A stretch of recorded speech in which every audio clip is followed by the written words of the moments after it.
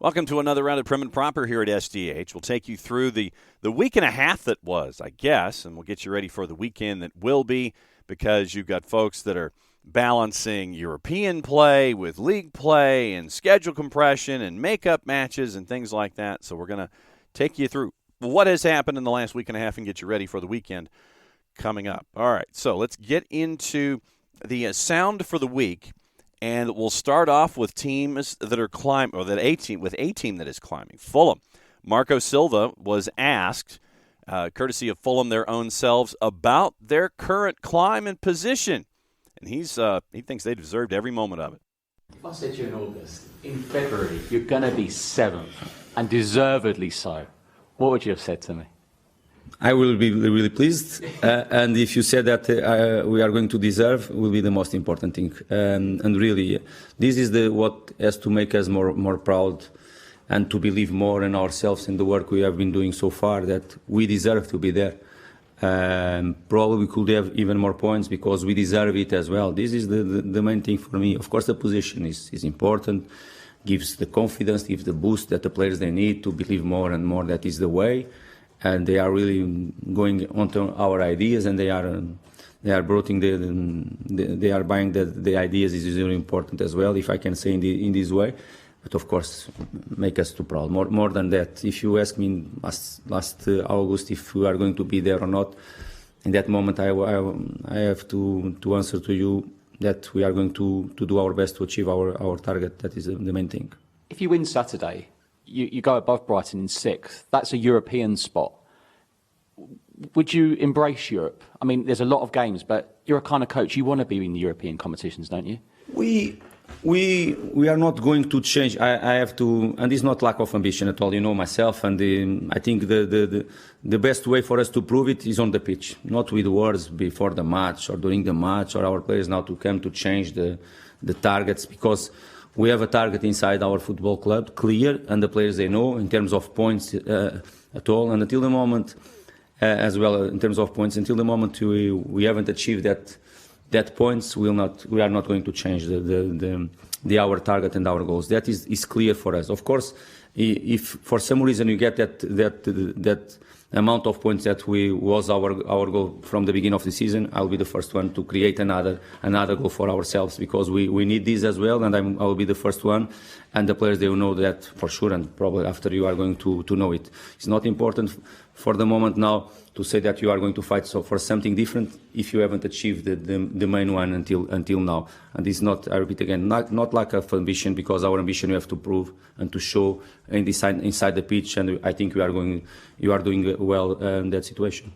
Now to the other end of the table in Southampton, early discussions looked like Jesse Marsch was going to take over manager. Talks broke down, and it looks like Marsch is not going to take over now for Nathan Jones, who lost 7 of his last 8. Southampton mired at the bottom of the table. Here's your update, courtesy of our friends at Sky Sports News. Yeah, quite a remarkable 24 hours, wasn't it, for Southampton? Yesterday morning we were expecting to unveil Jesse Marsch as the new Saints boss, but after meetings that went on into lunchtime, it was decided by both Jesse Marsch and the football club that it just wasn't the right thing for both parties, so they walked away from the deal. So here we are outside the training ground in the wind and the rain on day 5 of Southampton's managerial search, and there's going to be no progress made today, tomorrow or before their game with Chelsea at the weekend. It's our understanding that the football club and the Southampton board are going to wait until after the match to decide what their next movements are. They're very happy with Ruben Selles, who was the assistant manager to both Nathan Jones and Ralph Hasenhüttl, and the work that he's been doing on the training pitch this week. He's a very popular figure at the football club, very highly regarded as a coach, having coached in Russia, Denmark, Azerbaijan, Spain and Greece as well. So he brings a wealth of coaching experience, and they want to just let things settle and give him the opportunity to prove that he is capable, potentially, of being the new Southampton boss. That's the situation as we understand it. So there's going to be a little bit of a relaxing of their search at the moment, and they'll just let things play out between now and that match in the Premier League with Chelsea. So it's business as usual. Training's been going on in the training ground behind me. Ruben Selles will be meeting the media tomorrow for the weekly press conference ahead of that match at Stamford Bridge. So it'll be interesting to gauge his thoughts. He's been an assistant manager and a first team coach in every single role he's had in football. potentially, could he be looking at becoming the manager for the first time in his career? He'll certainly have confidence in his own abilities. It's just a case now as to whether the Southampton board feel he's the man to keep this side in the Premier League. It's going to be an interesting one to watch, and we'll bring you all of Ruben Sellers' comments tomorrow when he meets the media on Sky Sports News. We mentioned European competition. Part of it has to do with Chelsea. Chelsea losing to Borussia Dortmund 1-0 as the build continues for Graham Potter. Here's his thoughts after the 1-0 loss. Players have been working really well. They know the situation that we're in, and they know the challenges that we have. But it's exciting, and their attitude's been really, really good as a group. Training as a group has been fantastic. So the spirit's there in the team. It's just we need a little bit of luck, I think, and we need to carry on the performance to the level that we had tonight, and we need to try to keep improving. And that's the job. It's a counter-attack, and we didn't. Sometimes it's happened so quickly that you anticipate to try and get the ball and then nick it away from you, and all of a sudden they're making a run, and we're left a little bit short. So I have to look at it back and see what we can do. It's just that final bit of detail, and sometimes maybe you can feel that you're comfortable in the game, but you're never comfortable at this level.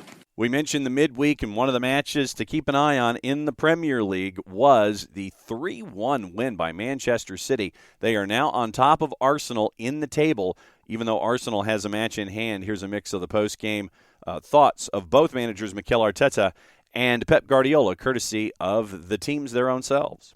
Understanding of the situation is that only a sky-high offer would ever tempt Tottenham's owners to sell the club, and that would need to be considerably higher, for instance, than the £2.5 billion that Todd Burley and Clearlake Capital paid for Chelsea last summer. The reason I think there have been some stories about interest in Tottenham is that Tottenham own a lot of the land around their stadium, and they have been talking to potential investors about redeveloping that land. And I think that has led to reports that maybe people and investors out there are also interested in buying the club. But as of today, the club is not for sale. Now, I'm not doubting the reporting in the Financial Times at all, because when it comes to stories like this, the Financial Times is rarely, if ever, wrong. And their information is that this consortium, led by Jam Najafi, is preparing to make a bid for Spurs, although there has been no approach, no contact yet. The FT didn't say that there had been. They said that this consortium would be making a formal approach and an offer of around $3.75 billion in the next few weeks. Now we get to the stuff off the pitch, and it could involve a lot of zeros. A lot of it involves Kaveh Solakal and his thoughts from Sky Sports News. First and foremost, the idea that a lot of the teams currently at the top of the table could be with different owners come next year. This is a big exclusive that has appeared in the Financial Times this morning, and there's a lot of detail. They say that the Iranian-American billionaire Jam Najafi is preparing to make a bid for Spurs. The bid will be worth around $3.75 billion. That is £3.1 billion. They say that his company, MSP Sports Capital, will be putting up 70% of the money. The rest of the funding, 30%, will be coming from his backers in the Gulf, mainly from Abu Dhabi. And now, my understanding of the situation is that there has been no approach to Spurs so far, but the Financial Times are saying that an approach is likely probably in a couple of weeks. And Spurs is not a club that is for sale, but obviously if somebody is interested in buying Spurs, they're welcome to contact Spurs and make an offer, make an approach, but that has not happened yet. We saw him there sitting at Goodison Park watching Everton, and the talk of him investing in Everton. Does this mean that that's done, over? I don't think it is, because his company weren't looking at buying Everton. They were looking at investing in the club. The majority owner there, Fahad Mashiri, has been looking for outside investment. We know they're building a new stadium, so I think the interest in Everton was connected to that. And MSP and Jam Najafi are people who have a lot of interest in different sports.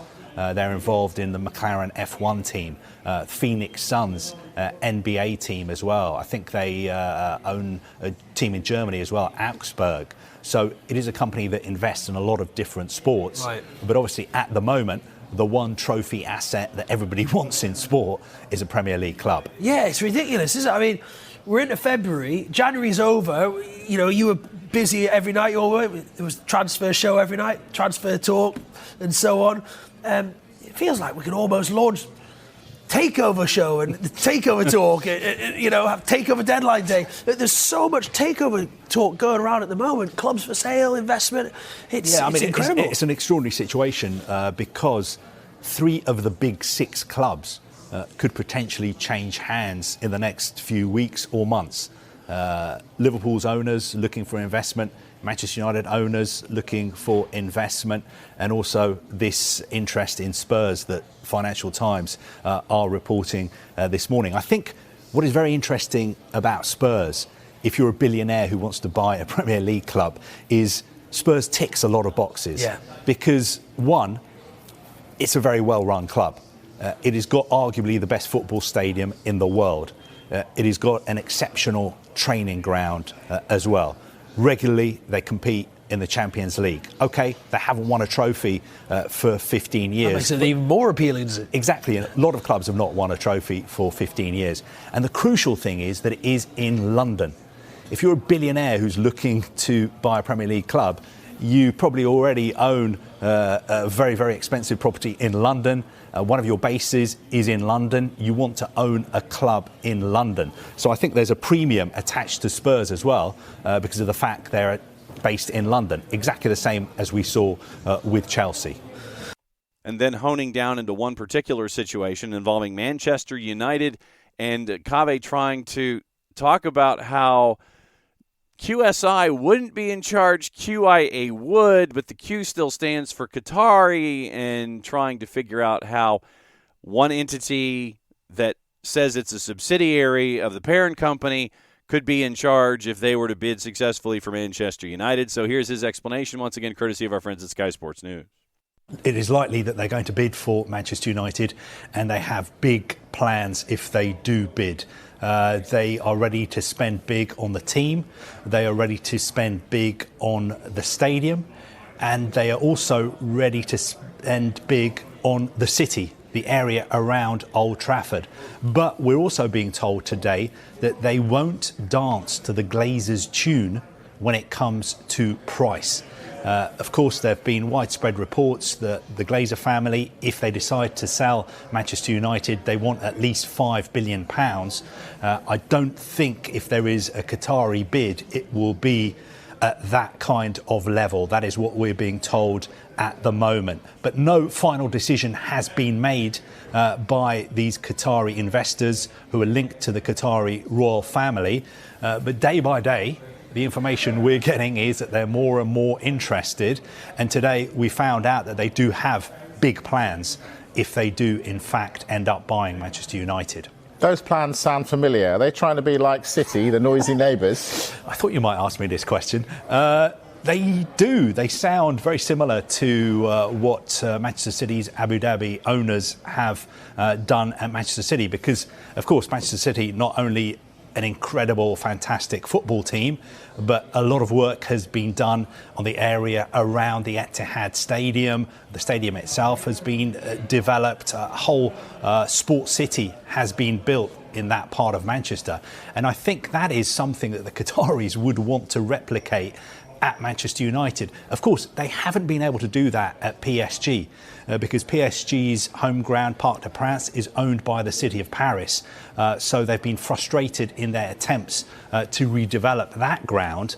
But if they were to buy United, I think, you don't need me to tell you, they have the money to make a big impact on the pitch, in the transfer market, but also restoring Old Trafford to its former glories, and also spending a lot of money on the training ground as well. If they were to buy Manchester United, if I was a PSG fan, should I be worried? Well, I think there have been some concerns expressed by PSG fans about what this means for them. But the information we're getting is that QSI, the owners of PSG, are totally committed to PSG. They are working on plans maybe to build a new stadium in Paris. They're not going to pull back on their plans for PSG. But I think there are differences between the French League, with all due respect, and the Premier League. The Premier League's revenues, I think, 3 times as much as the French League. So if you own PSG, you can have Neymar, you can have Mbappe, you can have Messi. You don't have a Premier League club. And I think that is what the Qataris want, to build on what they see as the success of the World Cup. Although I should make it clear that we're being told that any bid would not be a QSI bid for Manchester United. So it would be from Qatar, but it wouldn't be from the owners of Paris Saint-Germain. People are going to say, is that just semantics? Well, a lot of people will say that, look, nothing happens in Qatar without the say-so of the Qatari government and the Emir.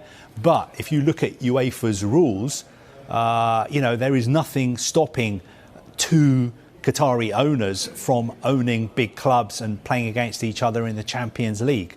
There are ways around it. You can't have the same owner who has the same influence at two clubs in the same competition.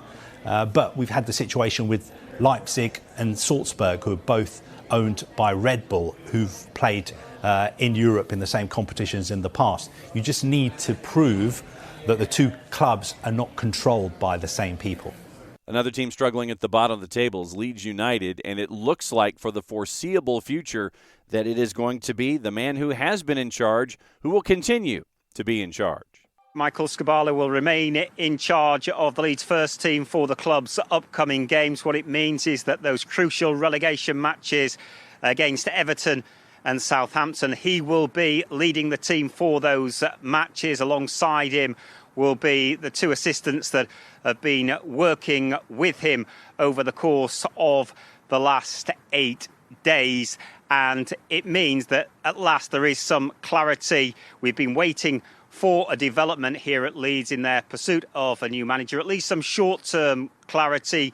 It also means that Leeds will continue their search for a long-term solution. The board will continue to work on that. They've been trying to find a solution. The managers they've targeted haven't been available. They've looked at potential short-term solutions in terms of interim managers, but they decided to go, as you mentioned, with one of their own, Michael Skubala. It does take a little bit of the pressure off them. The pressure has been on. It relieves some of that pressure, but it also rewards Skubala for the job that he has done here over the course of the last 8 days. I think the management here have been really impressed with the way that he's tweaked tactics, his man management skills, his calm authority, and the players have really responded to him. So, yeah, Leeds have decided to stick with him for the foreseeable future, and he will certainly be in charge for the games against Everton and Southampton.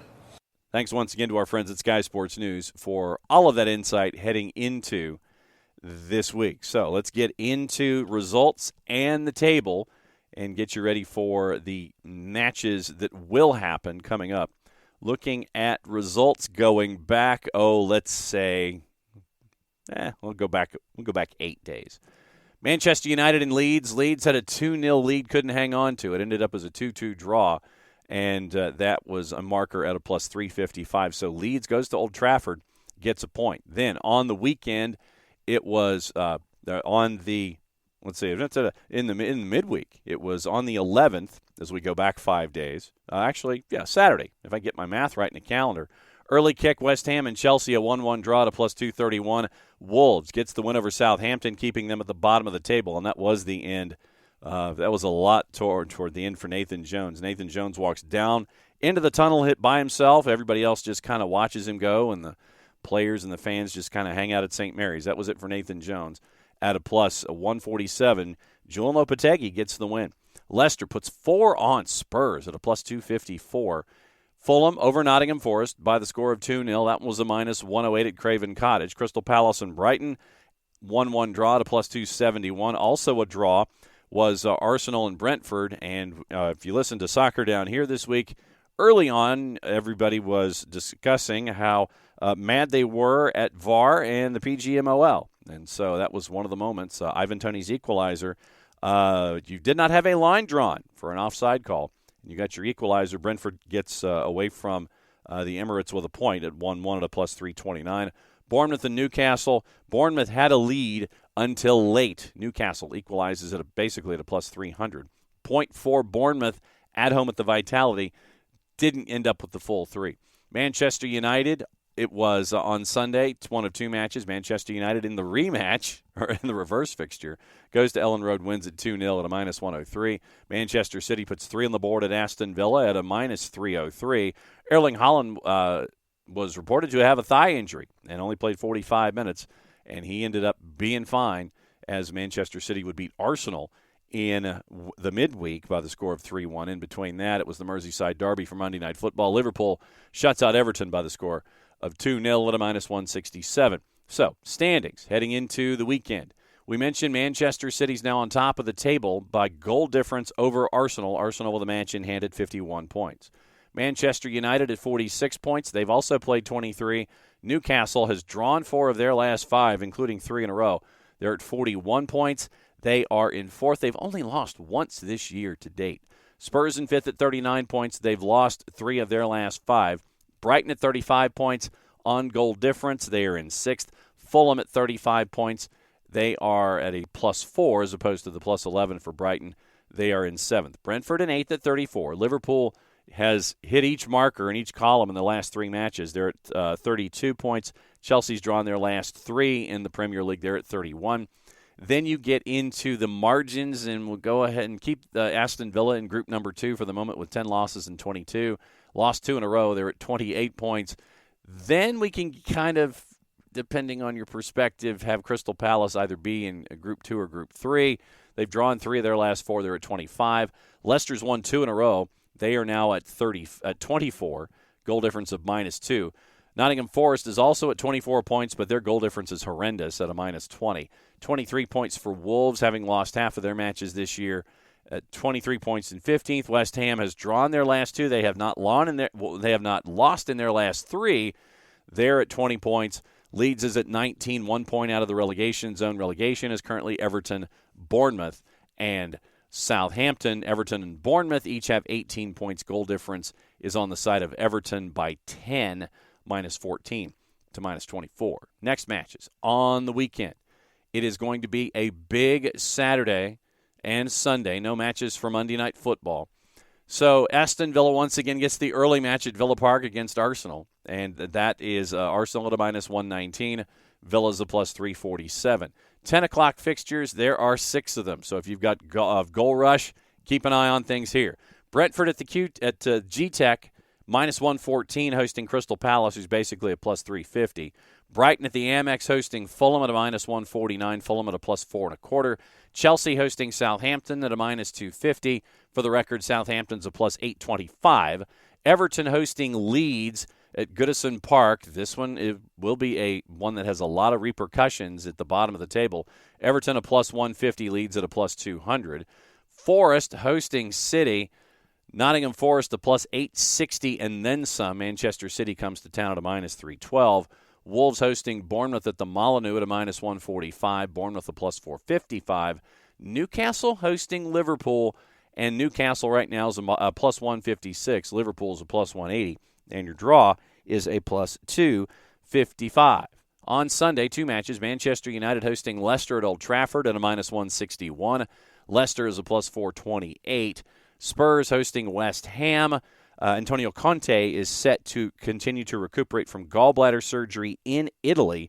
His assistants are taking over. They are the 11:30 Eastern match on your Sunday at a minus 120. Their draws a plus 278. West Ham is a plus 340. That is Prem and Proper for another go-round. Enjoy the matches this weekend. Hopefully you enjoyed European competition as we continue to go forward, and we'll do it again this time next week as we get you ready for everything going on in the Premier League. For everybody here at SDH, for Jason, for Jarrett, for Nick, I'm just John. Play it safe, everybody. Enjoy the matches of the Prem.